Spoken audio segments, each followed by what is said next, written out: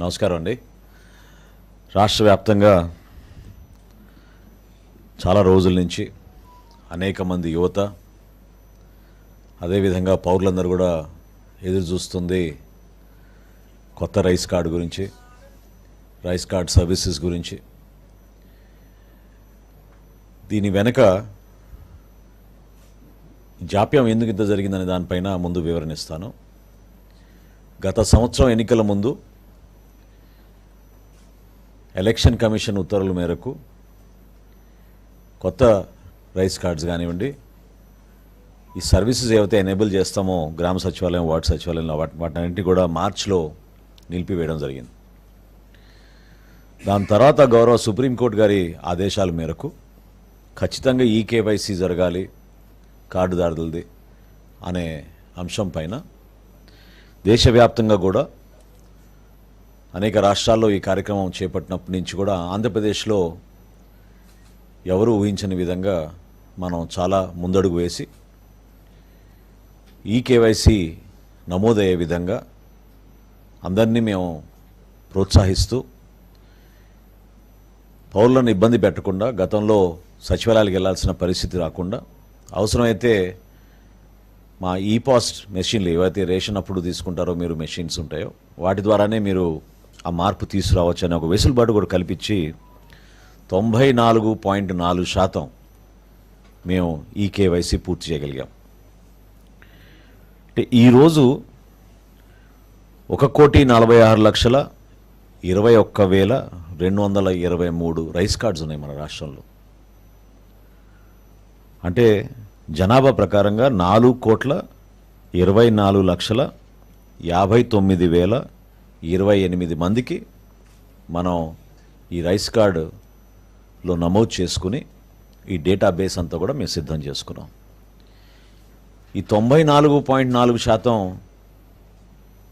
పూర్తయిన సందర్భంలో గౌరవ సుప్రీంకోర్టు గారి ఆదేశాల మేరకు 5 సంవత్సరాలు లోబడి ఉన్న పిల్లలకు, 80 సంవత్సరాలు దాటిన వృద్ధులకు ఈకేవైసీ నమోదు అవసరం లేదన్నప్పుడు మేము ఈ ప్రక్రియలో భాగంగా రాష్ట్ర వ్యాప్తంగా 6,45,767 మందికి దీని నుంచి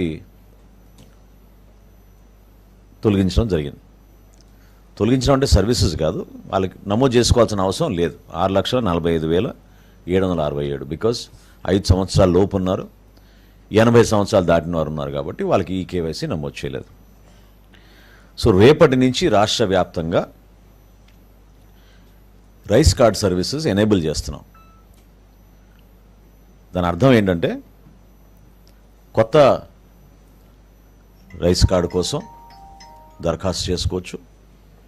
అదేవిధంగా ఒక కుటుంబంలో స్ప్లిట్టింగ్ ఆఫ్ రైస్ కార్డు కూడా పర్మిట్ చేస్తున్నాం. అదనంగా కుటుంబ సభ్యులు చేరినప్పుడు మెంబర్ ఎడిషన్, కుటుంబ సభ్యుల్ని యాడ్ చేసుకునే సౌకర్యం కూడా కల్పిస్తున్నాం. అన్నిటికన్నా ముఖ్యం అడ్రస్ మార్పు కూడా రేపటి నుంచి అవకాశం కల్పిస్తున్నాం. అదేవిధంగా మరణాలు జరిగిన చోట మెంబర్ డెలీషన్ కూడా కుటుంబ సభ్యుల పేర్లు తొలగించే విధంగా అవకాశం కల్పించాం. చివరిగా గతంలో మీ అందరికీ తెలుసు, ఈ సందర్భంగా గుర్తు చేస్తున్నాను, గౌరవ ప్రధానమంత్రి నరేంద్ర మోడీ గారి పిలుపు మేరకు దేశవ్యాప్తంగా చాలామంది పౌరులు ఎవరైతే అర్హత లేనివారు ప్రభుత్వం నుంచి సబ్సిడీ పొందుతున్నారో గ్యాస్ సిలిండర్ల పైన స్వచ్ఛందంగా వాళ్ళని ముందుకొచ్చి వాళ్ళ పేర్లు డీరిజిస్టర్ చేసుకోమని ఆయన కోరిక మేరకు దేశం మొత్తం కూడా ఒక అద్భుతమైన కార్యక్రమం జరిగింది. అదేవిధంగా మన రాష్ట్రంలో కూడా ఎవరైనా సరెండర్ చేయాలనుకుంటే కార్డ్స్, దీంట్లో 2 ఉన్నాయి. ఒకటి ఇప్పుడే మా కమిషనర్ గారు కూడా నా దృష్టికి తీసుకొచ్చారు. అదేంటంటే భారతదేశంలో సౌత్ ఇండియాలో ఎక్కువగా మనం బియ్యం కన్జంప్షన్ ఉంటుంది కాబట్టి ఒకవేళ వాళ్ళు మైగ్రేట్ అయ్యి ఇతర రాష్ట్రాలకు వెళితే అక్కడ బియ్యం బదులు వాళ్ళు గోధుమ తీసుకునే అవకాశం ఎక్కువ ఉంటుంది. సో ఆ అవకాశం కల్పించడానికి కోసం కూడా ఎవరైనా సరెండర్ చేయాలనుకుంటే మైగ్రేషన్ జరిగితే, ఇంటర్ స్టేట్ మైగ్రేషన్ జరిగితే వాళ్ళకు కూడా ఈ వెసులుబాటు కల్పించే విధంగా సో ఈ 6 సర్వీసెస్, కొత్త రేషన్ కార్డులు, అదేవిధంగా splitting of the card, member addition, అడ్రస్లో మార్పులు, అదేవిధంగా ఎవరైనా మరణిస్తే వాళ్ళ పేర్లు తొలగించే విధంగా, చివరిగా ఎవరైనా సరెండర్ చేయదలుచుకుంటే తప్పకుండా వాళ్ళకు కూడా ఇదొక అవకాశం. ఇప్పుడు వరకు మాకు రాష్ట్ర వ్యాప్తంగా నమోదైన రిక్వెస్ట్లు ఈ మార్పుల కోసం 3,27,809. గతంలో నేను ప్రెస్ కాన్ఫరెన్స్ పెట్టినప్పుడు మీ అందరికి కూడా కొత్తగా మేము డిజైన్ చేసిన స్మార్ట్ కార్డు గురించి నేను వివరించాను. అయితే కొంతమందికి పూర్తిగా దాని గురించి సమాచారం రాలేదు కాబట్టి కొన్ని అపోహాలు, ఇది నిజంగానే మిగతా డీటెయిల్స్ ఉన్నాయా లేవా అనే విషయం ప్రస్తావించారు. సో బేసికల్గా ఈ స్మార్ట్ కార్డ్ అనేది దీంట్లో క్యూఆర్ కోడ్ కూడా ఉంటుంది. ఆ సెక్యూరిటీ ఫీచర్స్ గురించి మీకు వివరిస్తూ కుటుంబ సభ్యుల వివరాలు వెనక చాలా క్లియర్గా కనపడేటట్టు బోల్డ్గా సింపుల్ ఫార్మాట్లో, ఇది ఒకటి గమనించాలి మీరు. మొట్టమొదటిసారి గౌరవ ముఖ్యమంత్రి గారు అదేవిధంగా గౌరవ ఉప ముఖ్యమంత్రి గారితో సంప్రదించినప్పుడు మన ఎవరి ఫోటోలు లేకుండా పౌరుడికి ఉపయోగపడే విధంగా కేవలం మన చిహ్నాలే పెట్టి మనం ఈ కార్డుని రూపొందించుదామని వారు సూచించడం జరిగింది. దానికి అనుగుణంగా ఈ రైస్ కార్డ్ని కొత్తగా డిజైన్ చేసి ఎవరైనా ఎటువంటి సమస్యలు వచ్చినా వాళ్ళకి ఏమైనా సలహాలు ఉన్నా దానికో టోల్ ఫ్రీ నంబర్ కూడా మేము వివరిస్తూ వెనకాల ఈ 1967 అనే నంబర్ పెట్టి వీళ్ళకి వేస్తున్నాం. ఇక్కడ దీంట్లో సెక్యూరిటీ ఫీచర్స్ ఏంటంటే ప్రధానమైనది ఈ క్యూఆర్ కోడ్. ఈ క్యూఆర్ కోడ్ వల్ల స్కాన్ చేయగానే గత 6 నెలల నుంచి మీరు ఎక్కడ రేషన్ తీసుకున్నారు, ఎంతవరకు తీసుకున్నారు, ఏ ఫేర్ ప్రైస్ షాప్లో మీరు తీసుకున్నారు, ఈ వివరాలన్నీ కూడా మా దగ్గర ఉంటాయి. రెండోది ఇంకా ముఖ్యమైనది, ఇది ఆటోమేటిక్గా మా డేటాబేస్కి లింక్ అయింది కాబట్టి ఎవరైనా ఈ సర్వీసెస్ నేను ఇందాక చెప్పినట్టు ఉపయోగించుకుంటే ఆ మార్చుకున్న వివరాలన్నీ కూడా ఇమీడియట్గా ఆటోమేటిక్ అప్డేషన్ మా రికార్డ్స్లో సిస్టంలో ఇమీడియట్గా జమ అవుతాయి. ఈ ప్రధానమైన ఈ 4 ముఖ్య అంశాలు, ఒకటేంటంటే గతంలో మీరు చూసిన పెద్ద రైస్ కార్డులు, రేషన్ కార్డులు, వాటిలో ఎవరి ఫోటోలు వాళ్ళు నింపుకునే ఇబ్బందికరమైన పరిస్థితులు లేకుండా ఖచ్చితంగా పౌరులకి ఇది రాష్ట్ర ప్రభుత్వం కేంద్ర ప్రభుత్వం సహాయంతో కలిసి చేసే కార్యక్రమం కాబట్టి కేంద్ర ప్రభుత్వం రాష్ట్ర ప్రభుత్వం జారీ చేస్తున్న ఆంధ్రప్రదేశ్లో మొట్టమొదటిసారి ఈ స్మార్ట్ కార్డ్ని మేము ఈ ప్రక్రియ పూర్తి అవగానే రైస్ కార్డ్ సర్వీసెస్ 1 నెల పాటు మేము ఓపెన్ చేసి పెడతాం అందరికీ మే నెలలో. సో గ్రామ సచివాలయం, వార్డు సచివాలయంలో పోయి నమోదు చేసుకోవచ్చు. అదేవిధంగా 1 వారం తర్వాత రేపటి నుంచేమో, రేపు ఉదయం నుంచే గ్రామ సచివాలయం, వార్డు సచివాలయానికి వెళ్ళి ఈ కార్డు గురించి వివరాలు చెక్ చేసుకుని కొత్తవి ఏమైనా ఉంటే వివరాలు మీరు నమోదు చేసుకోవచ్చు. వచ్చే వారం నుంచి ఏ విధంగా రాష్ట్ర వ్యాప్తంగా ఒక మార్పు తీసుకొస్తున్నాం పరిపాలనలో స్మార్ట్ గవర్నెన్స్ ద్వారా, వాట్సాప్ ద్వారానే ఈ సర్వీసెస్ ఎనేబుల్ చేస్తున్నాం. సో పౌరులందరికీ కూడా ఈ వెసులుబాటు కల్పించి రాష్ట్ర వ్యాప్తంగా గతంలో మాకున్న సమాచారం మేరకు సుమారు 4,24,59,028 మందికి ఈ కొత్త కార్డ్స్ మేము నమోదు చేసేటట్టు, జమ చేసేటట్టు, వాళ్ళకి అందించేటట్టు ఒక అద్భుతమైన కార్యక్రమం జూన్ మాసంలో చేపట్టబోతున్నాం.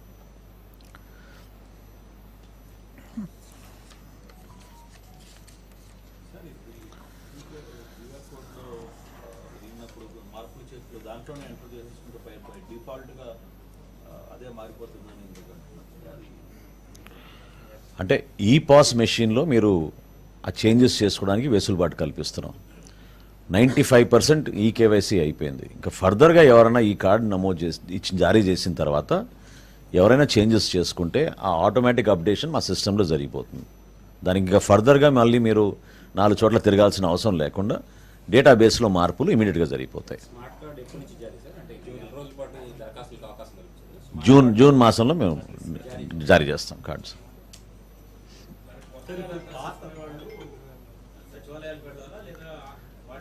రేపు ఉదయం నుంచి గ్రామ సచివాలయం, వార్డు సచివాలయంలో ఈ సర్వీసెస్ ఎనేబుల్ అవుతున్నాయి.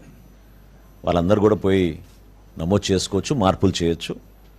వచ్చే సోమవారం నుంచి, అంటే ఈ వారం కాకుండా వచ్చే సోమవారం నుంచి కమిషనర్ గారి ఆధ్వర్యంలో ఈ స్మార్ట్ గవర్నెన్స్లో భాగంగా వాట్సాప్ ద్వారానే ఈ సర్వీసెస్ అన్నీ కూడా ఎనేబుల్ చేస్తాం. ఇందాక నేను మీకు చెప్పిన 6 సర్వీసెస్ కూడా నెక్స్ట్ మండే నుంచి నమోదు చేస్తాం. ఆల్రెడీ గవర్నమెంట్ ఒక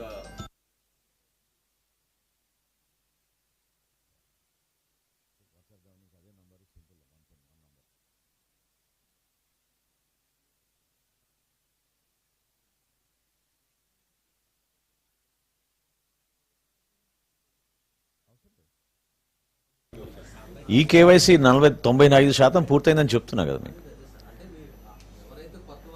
అవును, ఈ రోజు వరకు మాకు వచ్చిన దరఖాస్తులు 3,27,000.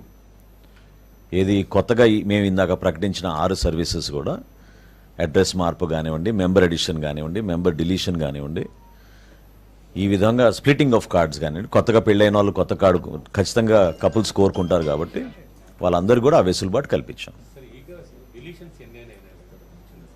No, we never delete cards.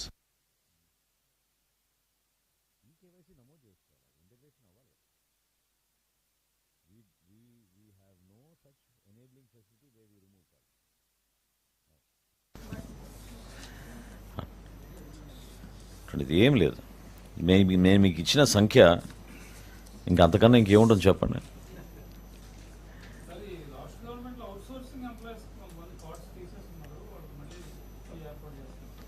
అంటే వాళ్ళకి గవర్నమెంట్ ఎంప్లాయీ కింద నమోదైంది. యాప్ కాస్ట్లో ఉన్న ఎంప్లాయీస్ అందరినీ కూడా డేటాబేస్లో గవర్నమెంట్ ఎంప్లాయీగా చూపిస్తుంది. గౌరవ ముఖ్యమంత్రి గారి దృష్టికి తీసుకెళ్ళాం. తప్పకుండా దానికి ఆ వెసులుబాటు కల్పిద్దామని చెప్పారు. We'll follow the system.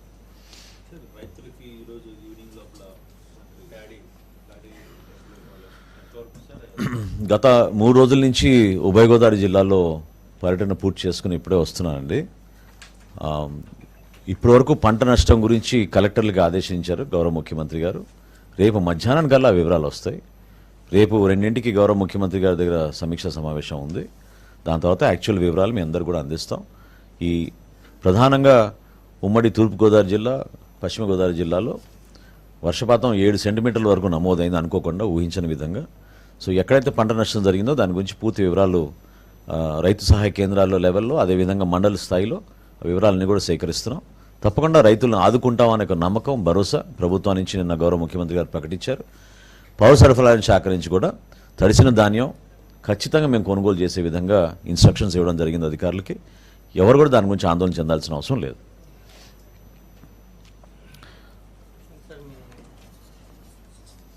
ఇంకొక చెప్పండి. అంటే అడిషనల్గా మీకు ఒక చిన్న పాయింట్ ఒకటి చెప్పాలి, అది అవసరం నేను భావిస్తున్నాను ఈ సందర్భంలో. దీపం 2 ఇది కూడా నేను మీకు గతంలో చెప్పాను. మొదటి విడతలో చాలా అద్భుతంగా ఆ కార్యక్రమాన్ని ప్రజల్లోకి తీసుకువెళ్ళాం. ఈరోజు వరకు రాష్ట్ర వ్యాప్తంగా ఈరోజు ఉన్న సంఖ్య 1,50,19,303 మందికి మేము ఈ దీపం 2 పథకం కింద గ్యాస్ సిలిండర్ సబ్సిడీస్ అందించడం జరిగింది. I'm just updating you on that figure. 1,50,19,303 as of today.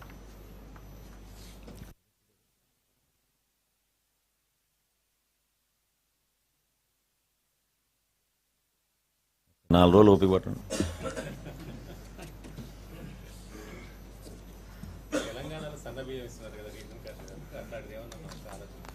అంటే మేము స్టెప్ బై స్టెప్ చేస్తున్నామండి. ఈ సంవత్సరం జూన్ 12 నుంచి రాష్ట్రంలో ఉన్న 41,000 ప్రభుత్వ పాఠశాలలు, అదేవిధంగా సుమారు 4,000 సంక్షేమ హాస్టల్స్లో ఈ ఫైన్ క్వాలిటీ రైస్ సరఫరా చేసే విధంగా మా శాఖ నుంచి మేము చర్యలు తీసుకున్నాం. గౌరవ మంత్రివర్యులు లోకేష్ గారితో కూడా కోఆర్డినేట్ చేసి ఈ ప్రోగ్రామ్ని రాష్ట్ర వ్యాప్తంగా మొదటి రోజున లాంచ్ చేస్తున్నాం. ఇది గతంలో ఎప్పుడు లేని విధంగా డిఫరెంట్ ప్యాకేజింగ్, 25 కిలోలు బ్యాగ్స్లో మేము ప్యాక్ చేసి, గతంలో 3 నెలలకు ఒకసారి సరుకులు అందించేవాళ్ళు ఈ పాఠశాలకి. సో చెడిపోయే పరిస్థితులు ఎక్కువగా ఉండేవి. ఆ మార్పులన్నీ తీసుకొచ్చి మేము లాజిస్టిక్స్గా వేర్ హౌస్ కూడా ఏర్పాటు చేసుకుని నెలకి ఒకసారి మేము అందించే విధంగా ప్రతి నెల ఈ సరఫరా చేసేటట్టు సంస్కరణలు తీసుకొచ్చాం. అది తప్పకుండా మన బిడ్డలకు ఉపయోగపడుతుంది. పౌష్టికాహారం సరైన సమయానికి క్వాలిటీ పరంగా మేము కాంప్రమైజ్ కాకుండా ఒక అద్భుతమైన కార్యక్రమం ఈ సంవత్సరం నుంచి ప్రారంభించబోతున్నాం. సార్, ప్రధానమంత్రి నరేంద్ర మోడీ మీ నాయకుడికి చాక్లెట్ ఇవ్వడం పొలిటికల్ పార్టీస్లో జనాల్లో సరదాగా డిస్కషన్ జరుగుతుంది. చాక్లెట్ అంటే జనానికి ఏమి ఇవ్వలేదు.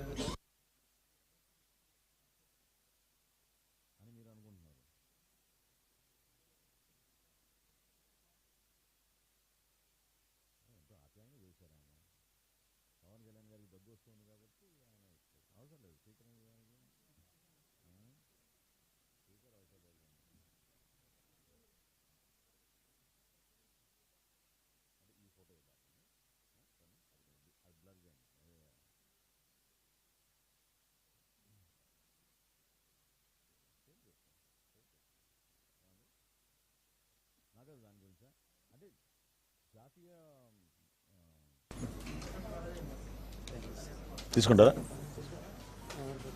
ఆహార భద్రత చట్టం వచ్చిన తర్వాత ఇది తీసుకోవాలి, బ్లర్ చేయండి, తప్పకుండా ఉంది వాళ్ళు. ఎన్ఎఫ్ఎస్ఏ చట్టం వచ్చిన తర్వాత డీబీటీ ఎంతవరకు సాధ్యమవుతుందనే దానిపైన బాగా లోతుగా అధ్యయనం చేశారండి. చాలా రాష్ట్రాల్లో కూడా దీని గురించి చర్చ జరిగింది. కేంద్ర ప్రభుత్వం మనకు అందిస్తున్న ఈ ఫుడ్ గ్రెయిన్స్ మాకు ఒక బాధ్యతగా రాష్ట్ర ప్రభుత్వం పైన బాధ్యత ఉంది. సో గౌరవ సుప్రీంకోర్టు గారు కూడా అదే విధంగానే ఆదేశించారు. సో ఇదివరకు ఉన్న ఆలోచనలకి ఫుడ్ గ్రెయిన్స్ విషయంలో మాత్రం డీబీటీ పైన ఎక్కువగా కాన్సన్ట్రేట్ చేయకుండా వీలైనంత వరకు నాణ్యమైన సరుకులు, అదేవిధంగా మేము అందించే దాంట్లో ఒక మార్పు తీసుకురావడం కోసం, ఉదాహరణకి రైస్ తగ్గించి వీలైతే రాగి, జోవారు, మిల్లెట్స్ కూడా తీసుకురావడానికి ఒక ప్రయత్నం చేస్తున్నాం. ఆ విధంగా సంస్కరణలు తీసుకొస్తున్నాం.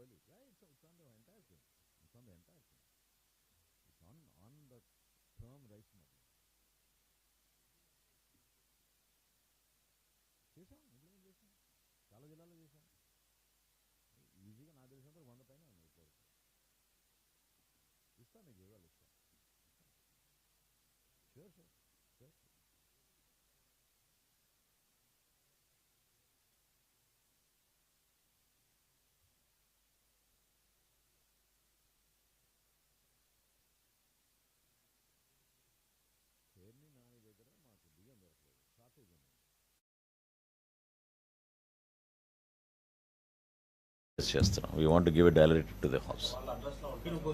ఉండాలి, లేకపోతే ఎట్లా? అదేంటి అడ్రస్లో లేకపోతే కూడా క్వశ్చన్ మాకే కదా. అవన్నీ ఎగ్జామ్షన్స్ ఉంటాయండి ఖచ్చితంగా. ఇప్పుడు గ్రామ సచివాలయం, వార్డు సచివాలయం ఎందుకు అంటున్నాం? అదొక point where citizen can reach and we can extend services, but we also want to securitize the entire procedure. So if possible, we are trying to work out with the agency to see if we can directly courier this to their homes.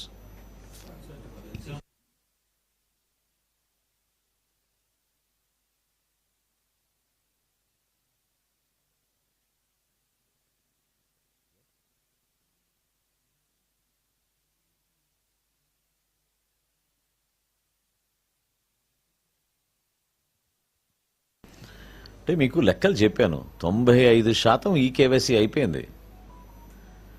ఆ 5%లో కూడా మాకు వచ్చిన లెక్క 6,75,000 మందికి ఈ KYC అవసరం లేదు.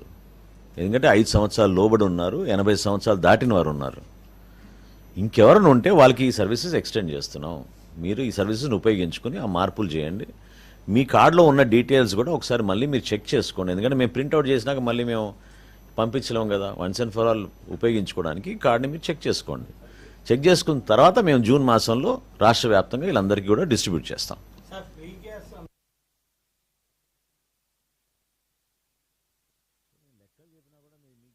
వస్తుంది కాదు కాదు అంటే మీకంటే జనరల్గా ఇప్పుడు చాలా చోట్ల ఏమవుతుందంటే మేము పంపించిన ఎస్ఎంఎస్లు వాళ్ళకి వచ్చిన ఆ రూపాయలు 850 రూపాయలు వాళ్ళ ఖాతాలకు జమ అయినాయని మేము చెప్పేంత వరకు వాళ్ళు చూసుకోవడం లేదు. But it's an automatic system. ఇక్కడ there's no deviation. If you book a cylinder and the cylinder is delivered to you, automatically within 48 hours, that subsidy amount is transferred to your account. I have given you the figures. ఈ రోజు వరకు 1,50,90,000 మందికి చేశాం. Through oil companies జరిగే ప్రక్రియ ఇది. So it's a very transparent process.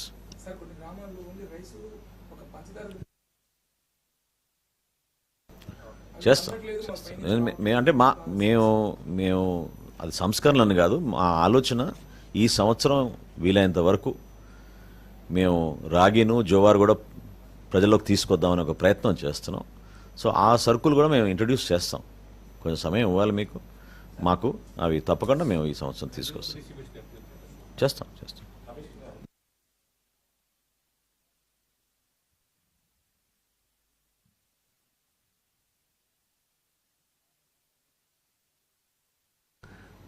వాళ్ళకి కూడా రేషన్ కార్డు ఉండదు. అనాథాశ్రమాల్లోనో లేకపోతే ఆశ్రమాల్లోనో ఉన్న కొంతమంది మఠాల్లో ఉన్న ఆడవాళ్ళు నా దగ్గరికి వచ్చారు. కొంతమంది శంకర మఠాలు ఉన్నారు 10 మంది.